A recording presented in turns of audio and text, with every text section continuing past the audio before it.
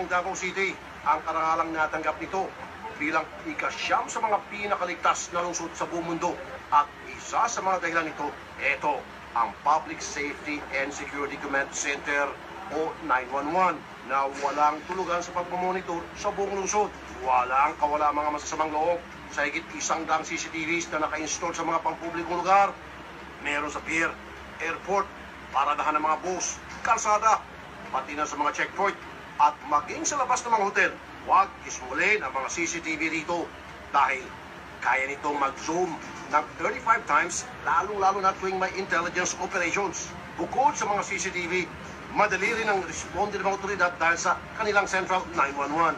Dito, kagad in-action na ng mga tawag tuwing may emergency, kalamidad o sakuna. Correction sa CC.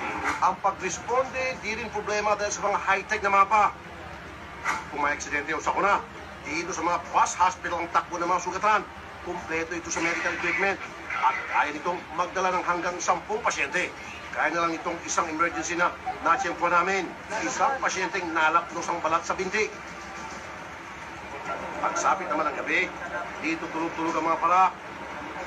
Dito tayong mga kapatid sa Police Station 2 ng Davao City, PNP. At kasama natin yung station commander na si Major Ronald Lau. Major, good evening. Ito raw po ang pinaka-busy na police station sa buong Davao.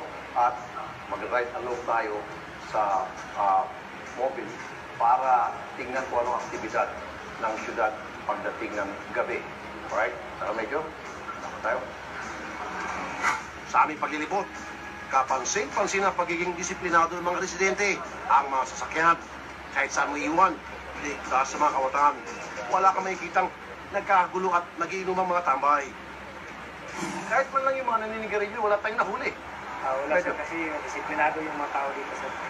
Kung naisa man lang, wala ko napansin na naninigarilyo. So sinusunod talaga.